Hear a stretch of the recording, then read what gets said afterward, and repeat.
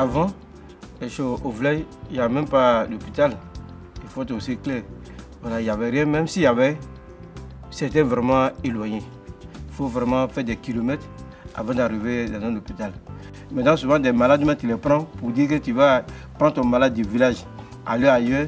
Malheureusement, tu trouves que le malade sur la moto, le malade est mort dans ta main. Si tu es enceinte, d'ici tu es parti faire consultation, tu dois avoir peur avant de partir. C'est quand tu t'en vas, si tu n'as pas l'argent, on ne te regarde pas.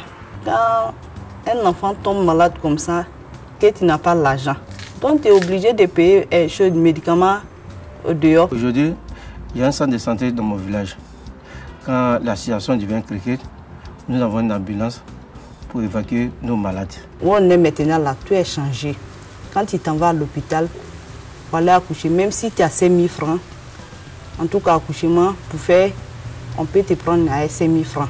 Mon mari est venu me dire à la maison que chaque fin de mois, on doit payer 1 000 francs. Aujourd'hui, avec la couverture maladie universelle, il me s'est fait enrôler avec toute ma famille. Donc ça me revient vraiment moins cher. À 1 000 francs, à 4 là, on peut te donner des médicaments. La couverture maladie universelle, comme on en parle dans la vie, il faut dire qu'elle ne se limite pas aux familles. Même à l'université, nous ressentons, n'est-ce pas, cette initiative-là. Il y a même une équipe en place pour nous recenser, pour nous enrôler, afin que nous puissions prendre part, n'est-ce pas, à ce projet de couverture maladie universelle. Avant, où j'ai fait mon primaire par exemple, on avait des problèmes de classe. Parce que d'abord même, on était assis à 4. Et puis, dans l'effectif, on comptait jusqu'à 100, souvent 120 pour aller là-bas par classe. C'était un peu compliqué pour les gens, puisqu'il n'y avait pas d'école dans ces villages-là.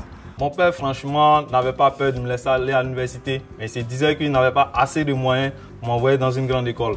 Et étant donné que l'université d'hier n'était pas l'atmosphère, et même le visage de l'université d'hier n'était pas reluisant, véritablement, c'était comme envoyer ton enfant à l'abattoir lorsque tu le faisais inscrire dans une université. Aujourd'hui, il est rassuré.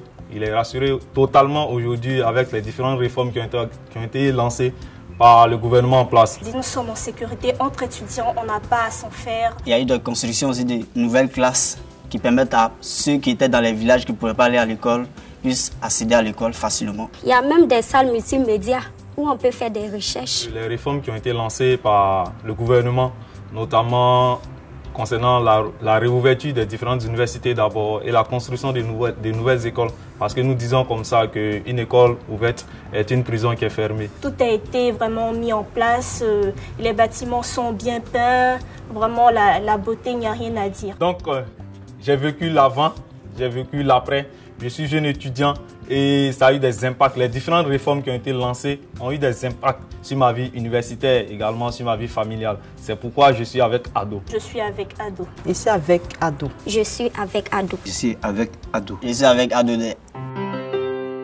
Chers compatriotes, merci d'être avec moi. Je suis heureux de constater que nos efforts dans le domaine de la santé et de l'éducation améliorent la vie de chacun d'entre vous, de chacun d'entre nous. Nous allons continuer dans ce sens parce que je reste convaincu qu'un peuple en bonne santé et bien formé est le socle d'une nation stable et prospère.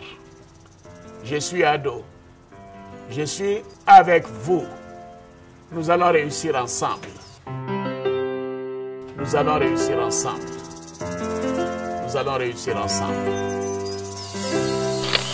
Nous allons réussir ensemble.